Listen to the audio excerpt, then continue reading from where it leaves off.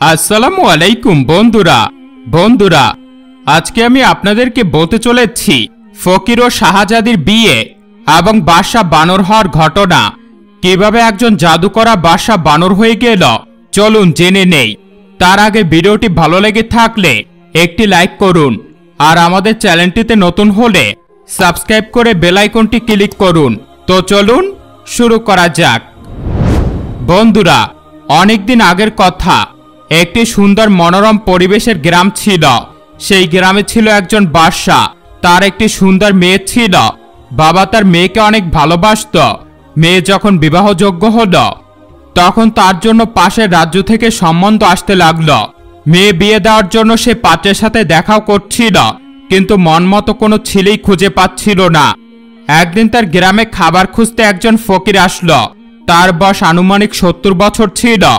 সে এসে বাদশাকে বলল, আমি আপনার মেয়েকে বিয়ে করতে চাই। এটা শুনে বাদশা খুবই রেগে গেলেন। তিনি বললেন, তোমার সাহস কত বড়, তুমি আমার মেয়েকে বিয়ে করার কথা চিন্তা করো। বাদশা তার লোকজনকে বলল, এখনই তোমরা তার গর্দান নিয়ে নাও। ওর সাহস হলো কি করে আমার মেয়েকে বিয়ে করার চিন্তা করার। ফকিরকে গ্রেপ্তার করে কারাগারে নিক্ষেপ করা হলো। ফকির বলতে লাগলো, আপনি আমার কথা বোঝার চেষ্টা করুন। আমি আপনার মেয়েকে বিয়ে করতে চাই ঠিকই, তবে এর পেছনে কারণও রয়েছে। কিন্তু বাদশা বলল, আমি কিছু শুনতে চাই না। ওকে এখনই নিয়ে যাও এবং কারাগারে নিক্ষেপ করো। ফকিরকে কারাগারে নিয়ে গিয়ে মারধর করা হয়। রাজকুমারী যখন এই ব্যাপারে জানতে পারলেন তখন তিনি বললেন, আব্বা, আপনি এটা কি করছেন? কোনো বুজুর্গের সাথে এমনটা করা ঠিক নয়। রাজা তাকে বলল, তুমি এর মধ্যে নাক গলিও না। রাজকুমারী ফকিরদের অনেক সম্মান করত। সে বলল, আপনি যাই বলুন না কেন, আমি এই ব্যাপারটা পছন্দ করছি না যে এই গ্রামের বাদশা কোনো বুজুর্গের উপর জুলুম করছে। রাজা বললেন, তোমার কথা শোনা হবে, তবে তুমি এখন যাও। রাজকুমারী সেখান থেকে চলে গিয়েছিল, কিন্তু সে জানতো না ফকির সেখানে রাজকুমারীকে বিয়ে করার সম্বন্ধ নিয়ে এসেছিল। যখন সে এই ব্যাপারে জানতে পারল তখন সে বাদশার কাছে এসে বলল, এই ফকির কি তোমার কাছে আমার বিয়ের প্রস্তাব নিয়ে এসেছিল?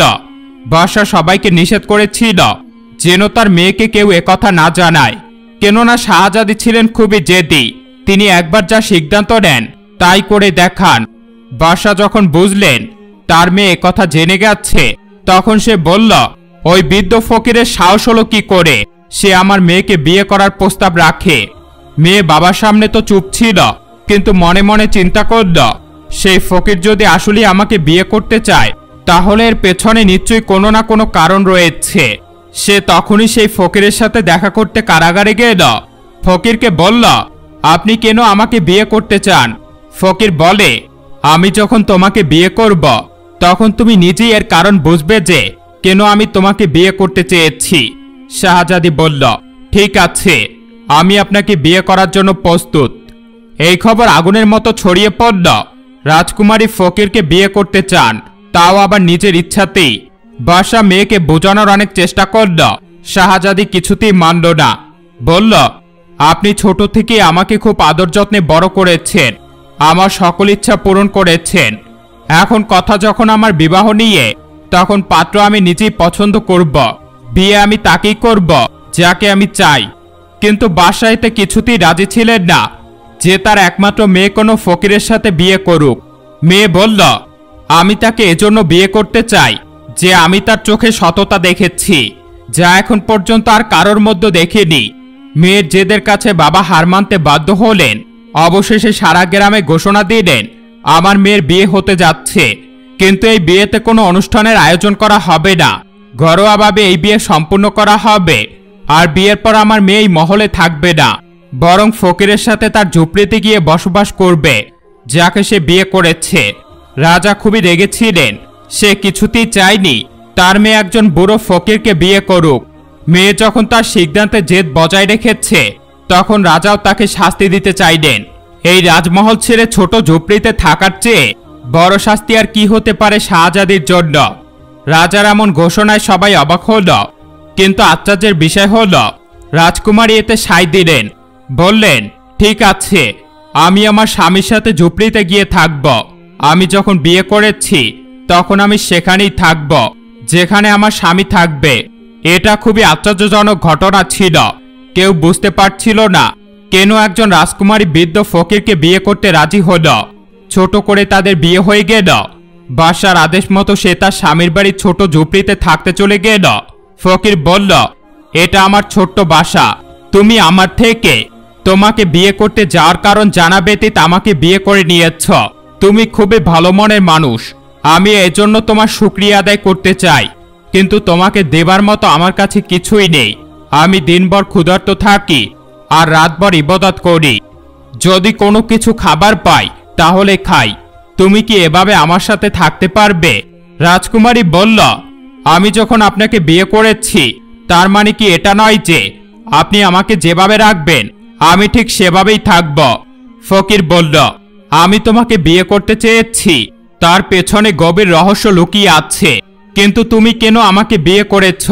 রাজকুমারী বলল, আমি আল্লাহর কাছে দোয়া করে বলেছিলাম যদি আমার জীবনে কোনো নেক লোক আসে তাহলে আমি তাকে কবুল করে নিব, হোক সে কোনো রাজ্যের রাজা কিংবা কোনো দরবেশ। আর সেদিন যখন আপনি এখানে আসলেন তখন আমি নিজ চোখে আমার দোয়া কবুল হতে দেখলাম। এজন্য আমার আব্বা রাজি না জেনেও আল্লাহর উপর ভরসা রেখে আমি আপনাকে বিয়ে করেছি। তাই আপনি যেভাবেই রাখেন আমি সেভাবেই আপনার সাথে থাকব। মেয়েটি এতটাই সবুরকারী ছিল যে তাকে পেয়ে ফকির নিজেকে ভাগ্যবান মনে করত। তারা দুজনে দিনভর খালি পেটে থাকত আর রাতে আল্লাহর ইবাদত করত। ফকিররা কোনো কাজ অযথা করে না। রাজকুমারী তা জানতেন। তাই তো তিনি রাজমহলের বিলাসবহুল জীবন ছেড়ে ফকিরের সাথে তার গরিবানা জীবনযাপন করতে লাগল। তার সাথে আল্লাহর ইবাদত করত। স্ত্রীকে এমন অবস্থায় পেয়ে ফকির সর্বদা আল্লাহর কাছে তার স্ত্রীর জন্য দোয়া করত। একদিন ফকির কোনো কাজে জঙ্গলের বাইরে গিয়েছিল আর তখনই রাজকুমারীর সাথে দেখা করতে অপরিচিত কেউ এসে উপস্থিত হল। আসলে সে ছিল রাজার পাঠানো পেয়াদা। সে এসে বলল, আপনার আব্বাজান আপনাকে খুবই ভালোবাসেন। তিনি জানতে চেয়েছেন তার মেয়ে কি ফকিরের সাথে খুশি রয়েছেন নাকি। যদি তার মন ভরে গিয়ে থাকে আর সে মহলে ফিরে আসতে চায় তাহলে তাকে ফিরে আসতে বল। প্রয়োজনে আমি এই সম্পর্ক শেষ করে দিব। রাজকুমারী বলল, মনে হয় আমার বাবা আমাকে ঠিকমতো চিনে উঠতে পারেননি। আমি আমার স্বামীর সাথে খুবই খুশি রয়েছি আর আল্লাহ তাআলার সিদ্ধান্তে আমি খুশি আছি। তিনি আমার স্বামী হন। পেয়াদা বলল, আপনার বাবা আপনার জন্য একটি অতি বড় হীরা পাঠিয়েছেন। এই বলে সে জোর করে সেটিকে সেখানে রেখে বিদায় নিল। রাতে ফকির বাড়িতে ফিরতে হীরাটি দেখে বলল, এটা তোমাকে কে দিয়েছে?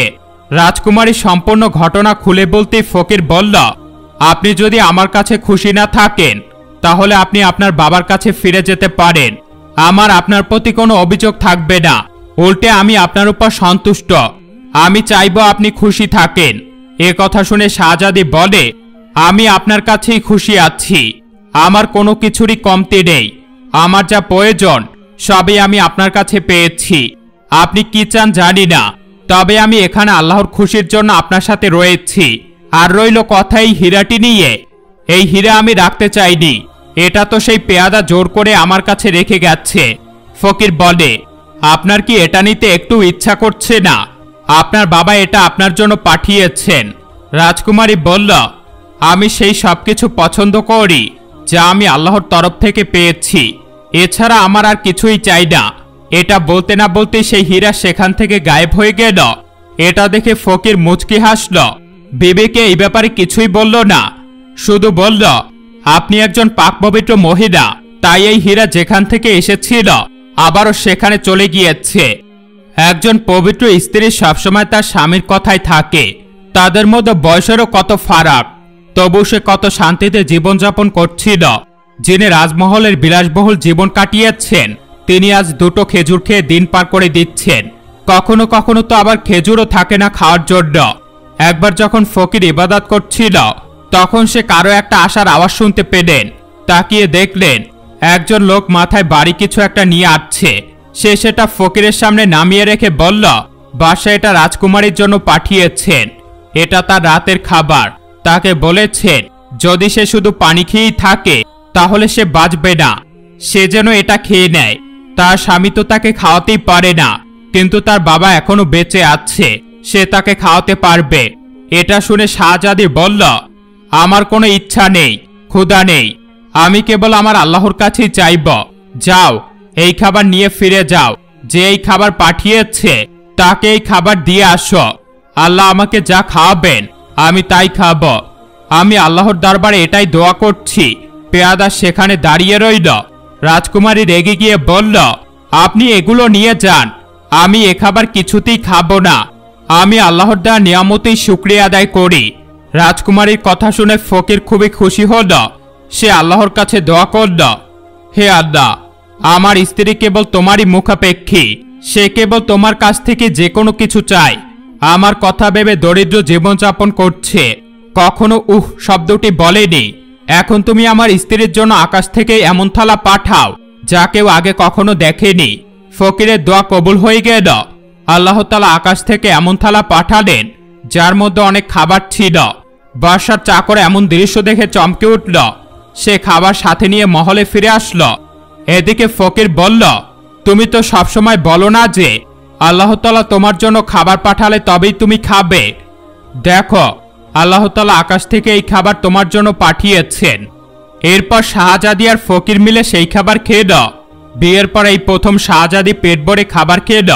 এদিকে সেই পেয়াদা মহলে ফিরে বাদশাকে বলল, আপনি এখন আপনার মেয়ের জন্য আর চিন্তা করবেন না।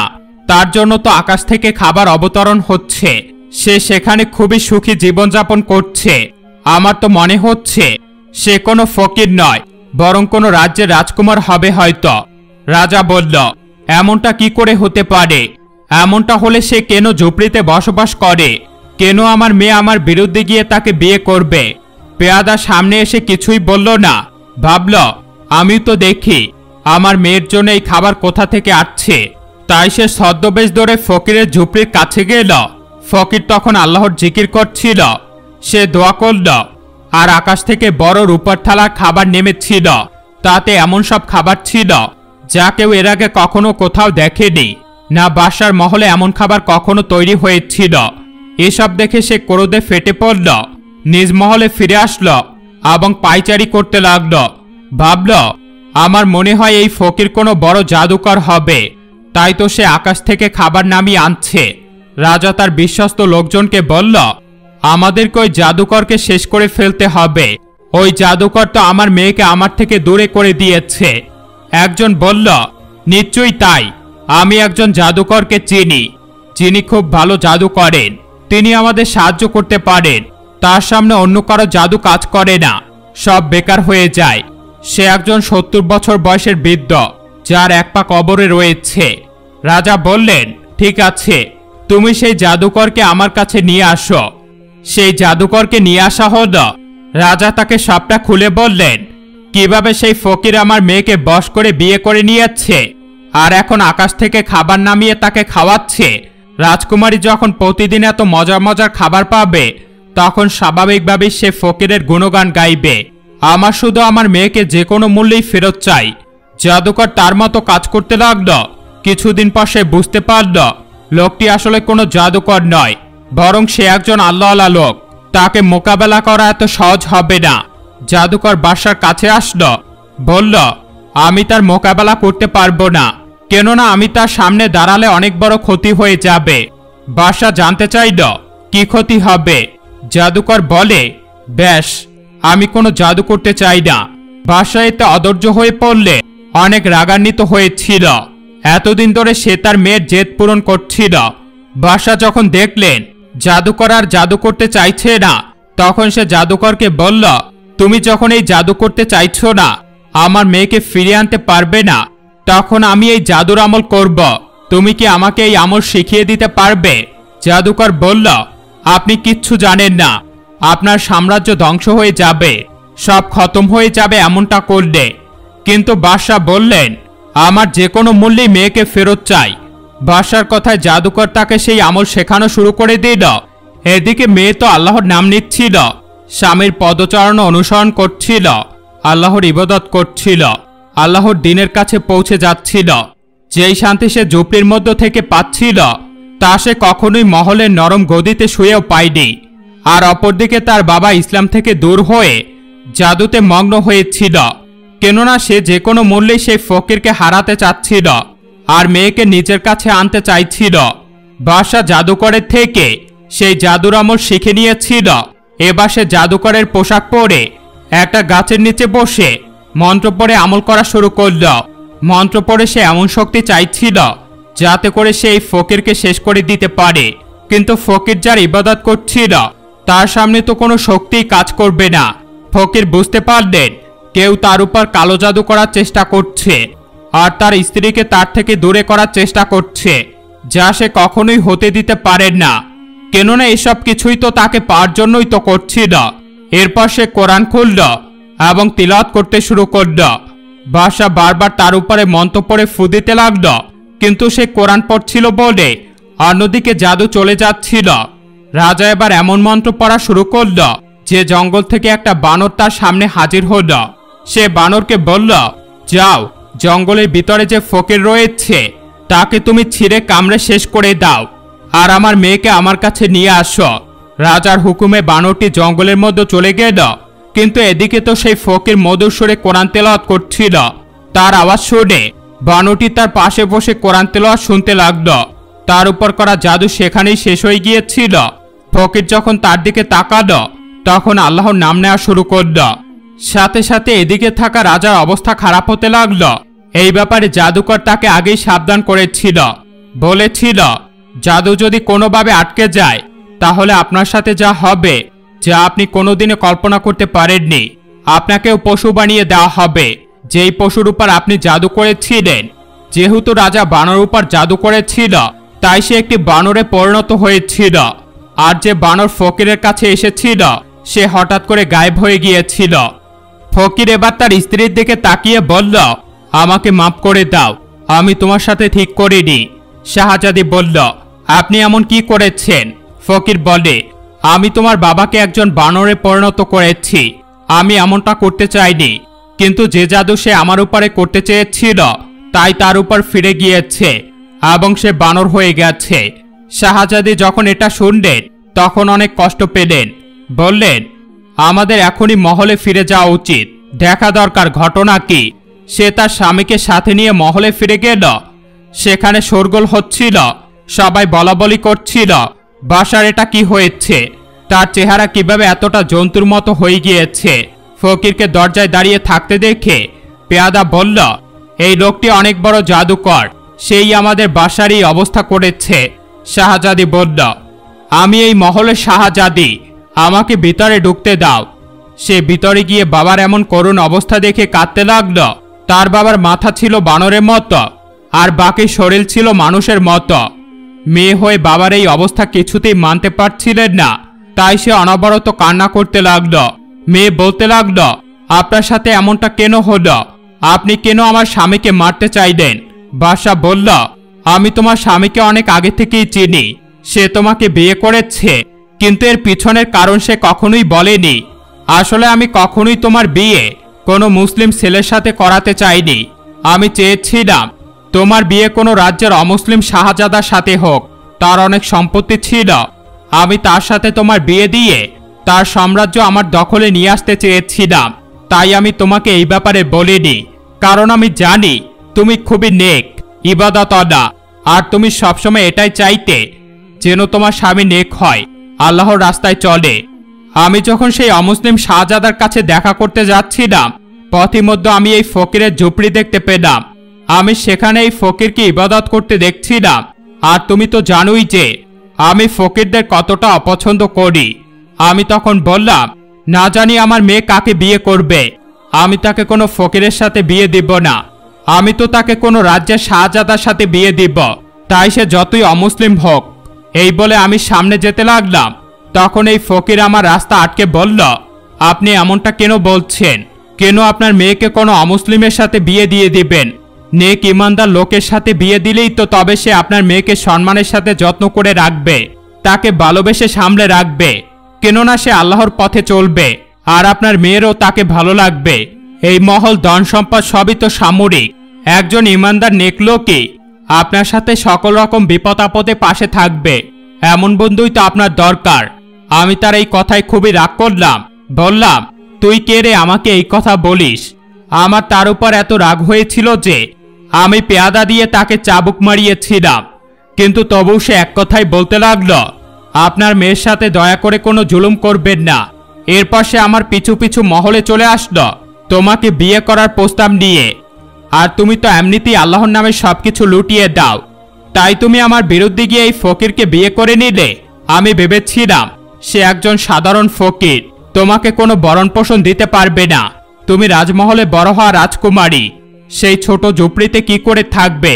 কয়েকদিন পরে নিজেই আমার কাছে চলে আসবে, কিন্তু তুমি তো সেটা করলে না। সেখানেই সবুর করে পড়ে রইলে, মহলে আর ফিরে আসলে না। এরপর আমি যখন দেখলাম তোমার জন্য আকাশ থেকে খাবার নেমে আসছে, তখন আমি সেই জাদু করলাম যা আমার করা উচিত ছিল না। এটা আমাকে বানর বানিয়ে দিয়েছে। এবার সে ফকিরের দিকে তাকিয়ে বলল, তুমি আমাকে মাফ করে দাও। মেয়ের বাবার কথা শুনে সে খুবই কষ্ট পেল। বলল, আপনি চেয়েছিলেন এখানে যেন আমার বিয়ে না হয়, আমি যেন এমনই জীবনযাপন করি, কিন্তু হয়েছে সেটাই যেটা আল্লাহ চেয়েছেন, আর তাতেই মঙ্গল রয়েছে। আর আমার ভাগ্যে দুনিয়ার সর্বশ্রেষ্ঠ স্বামী রয়েছে, যে একজন আল্লাহভীরু, মুত্তাকি, ঈমানদার লোক, যে তার স্ত্রীকে সম্মান করে। আমি সবসময় এটাই চেয়েছি যে আমি যাকেই পাই সে যেন আল্লাহকে ভয় করে, আল্লাহর ইবাদত করে। আমার স্বামী 70 বছরের হলেও আমি তার উপর সন্তুষ্ট।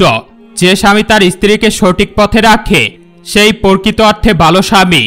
আমি কেন এমন রাজকুমারকে খুঁজব যার অনেক বড় সাম্রাজ্য রয়েছে কিন্তু তার মন সংকীর্ণ? আমি তো আল্লাহর কাছে যা চেয়েছিলাম তা পেয়ে গেছি, তাহলে আমার আর কি চাই? এসব সে বলছিল। এমন সময় সেই ফকির হুট করে জোয়ান দর্শন এক পুরুষে পরিণত হল। শাহজাদি তাকে দেখে অবাক হয়ে বলল, আপনি কে? লোকটি বলল, আমি তোমার স্বামী। মেয়েটির বিশ্বাস হচ্ছিল না। রাজা, যিনি কিনা নিজের অবস্থা নিয়ে চিন্তিত এবং দুঃখী ছিলেন, তিনি এমনটা দেখে চমকে উঠলেন। বললেন, আমি 70 বছরের বৃদ্ধের উপর জাদু করতে গেলাম তো বানর হয়ে গেলাম, কিন্তু এই আল্লাহওয়ালা ফকির তো একজন জোয়ান যুবক হয়ে গেল। যুবকটি বলল, হ্যাঁ, আমি তোমার স্বামী, যার সাথে তোমার ভাগ্য লেখা রয়েছে। তুমি বলতে না তোমার যা কিছু চাই কেবল আল্লাহর থেকেই চাই। আল্লাহ তোমাকে যা দিবেন তাতেই তোমার কল্যাণ রয়েছে। তুমি সবসময় ধৈর্য ও শুকরিয়া আদায় করে জীবনযাপন করেছ। আল্লাহ তোমাকে যা খাইয়েছেন তুমি তাই খেয়েছ, কখনো উফ পর্যন্ত বলনি। তাই আল্লাহ খুশি হয়ে তোমাকে সেই স্বামী দান করেছেন যার তুমি প্রাপ্য। এরপর সে তার স্ত্রীকে সাথে নিয়ে জঙ্গলের পাশ দিয়ে চলতে লাগল। শাহজাদা বলল, আমি তোমাকে সেখানে নিয়ে যাচ্ছি যেখানকার তুমি রানী হবে। এই ঝুপড়ি, বন জঙ্গল, পশু পাখি, দরিদ্র, এই সবই তোমার জন্য পরীক্ষা ছিল। তুমি সেই পরীক্ষায় উত্তীর্ণ হয়েছ। তোমাকে আমি বলছিলাম না যে তুমি যখন আমাকে বিয়ে করার প্রকৃত কারণ জানতে পারবে তখন তুমি আল্লাহর শুকরিয়া আদায় করবে। সে আল্লাহর কাছে যা চেয়েছে আল্লাহ কখনো তাকে নিরাশ করেননি। নিঃসন্দেহে যারা আল্লাহ তাআলার উপর ভরসা রাখে আল্লাহ তাআলা তাদেরকে এত নিয়ামত দেন যা তারা প্রত্যাশাও করেননি। এজন্য বন্ধুরা, আমাদের সবসময় আল্লাহর উপর ভরসা রাখা উচিত।